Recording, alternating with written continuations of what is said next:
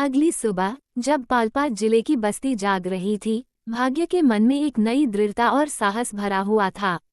पिछली रात की घटनाओं ने उसके अंदर कई सवाल और डर पैदा कर दिए थे, लेकिन एक चीज साफ थी, वह शिला को किसी भी हाल में बचाना चाहता था। उसने तय कर लिया कि इस रहस्यमय श्राप की जड़ तक पहुंचकर इसे हमेशा के लिए खत्म करना होगा। भाग्य ने शिला से इस बारे में बात करने का प्रयास किया, लेकिन शिला ने मना कर दिया। तुम जितना इस श्राप के बारे में जानोगे, यह उतना ही तुम्हें अपनी चपेट में ले लेगा। मैं तुम्हें खतरे में नहीं डालना चाहती, शिला ने कठोर आवाज में कहा, लेकिन उसकी आंखों में चिंता साफ झलक रही थी। लेकिन भाग्य ने हार नहीं मानी। उसने अपनी बचपन की सहेली कावेरी, जो गांव के इतिहास और पुरानी कहानियों में रुचि रखती थी, से मिलने का निर्णय किया। कावेरी के पास बस्ती और आसपास की घटनाओं की ढेर सारी जानकारी थी और वह अक्सर पुरानी किताबों और दस्तावेजों की खोज में रहती थी। अगर कोई इस श्राप के बारे में जान सकता था तो वह कावेरी ही थी। भाग्य जब कावेरी के घर पहुंचा तो उसने अपनी आंखों में चिंता की लकीरें और चेहरे पर दृढ़ता के भाव लिए हुए उससे श्राप की सच्चाई जानने की गुहार की। कावेरी पहले तो झिझकी, लेकिन फिर उसने एक मोटी पुरानी किताब निकालकर भाग्य के सामने रख दी। ये किताब पालपात जिले और उसके आसपास की पुरानी कहानियों का संग्रह है।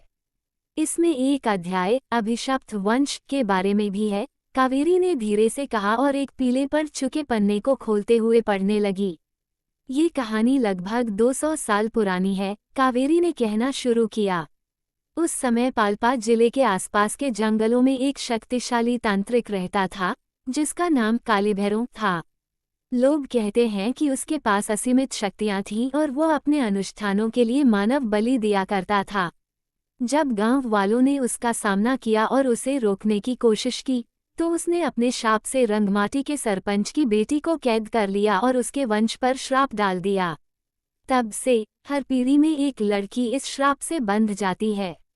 अगर वह लड़की इस काले पत्थर का अनुष्ठान पूरा नहीं करती, तो तांत्रिक की आत्मा उस परिवार के सभी लोगों को मार डालती है। और अगर कोई बाहरी व्यक्ति इस श्राप को तोड़ने की कोशिश करे, तो वह भी इस श्राप की आग में झुलस जाता है। भाग्य ने अविश्वास से कावेरी की ओर देखा। तुम्हारा मतलब है, अगर मैं शिला को इस श्राप से बचाने की कोशिश करूं, तो वह तांत्रिक की आत्मा मुझ पर भी हमला करेगी? हाँ, कावेरी ने गंभीरता से कहा। तुम्हें इसे बहुत गंभीरता से लेना होगा भाग्य।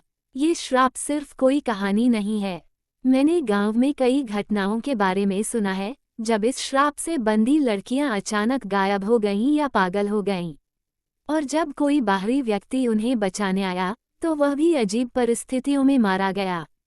भाग्य के मन में डर का साया मंडराने लगा, लेकिन उसने इसे अपने चेहरे पर आने नहीं दिया। मैं इससे डरने वाला नहीं हूँ कावेरी। मुझे ये श्राप तोड़ने का कोई रास्ता चाहिए। कावेरी ने कुछ क्षण सोचा और फिर एक और पृष्ठ पलटा। यह लिखा है कि इस श्राप को तोड़ने का एक ही तरीका है, उस काले पत्थर को, जिसे कृत्यशिला कहा जाता है, तांत्रिक की आत्मा के सामने नष्ट करना। लेकिन ये बहुत ही खतरनाक है। अगर तुमने एक भी गलती की, तो तांत्रिक की आत्मा जाग जाएगी और फिर कोई भी सुरक्षित नहीं रहेगा। मैं कोई भी खतरा उठाने को तैयार हूँ, भाग्य ने दृढ़ता से कहा। मुझे बताओ, इस कृत्यशिला को नष्ट कैसे किया जा सकता है? कावेरी ने गहरी सांस ली। ये पत्थर किसी साधारण हथियार से नहीं टूटेगा। इसके लिए तुम्हें त्रिनेत्र शस्त्र चाहिए, जो गांव के उत्तर पश्चिम में स्थित प्राचीन शिव मंदिर में रखा हुआ है। कहा जाता है कि यह शस्त्र भगवान शिव का आशीर्वाद है और केवल वही इस पत्थर को नष्ट कर सकता है। भाग्य ने कावेरी का हाथ थाम लिया। मैं ये शस्त्र ढूंढने जाऊंगा। शिला को इस श्राप से मुक्त करना ही अब मेरा एकमात्र लक्ष्य है। लेकिन भाग्य, यह आसान नहीं है। वो मंदिर बहुत पुराने जंगल के भीतर है और वहां तक पहुंचने का रास्ता बेहद खतरनाक है। कई लोग वहां गए, लेकिन कभी वापस नहीं आए, कावेरी ने चेतावनी देते हुए कहा। जो भी हो, मैं शिला को इस अंधकार से बचाऊंगा, भाग्य ने दृढ़ निश्चय से कहा और बिना समय गंवाए मंदिर की ओर चल पड़ा।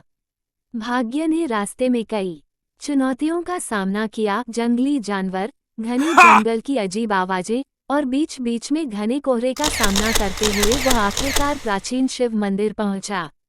मंदिर का वातावरण भयानक था, लेकिन भाग्य ने हिम्मत नहीं हारी।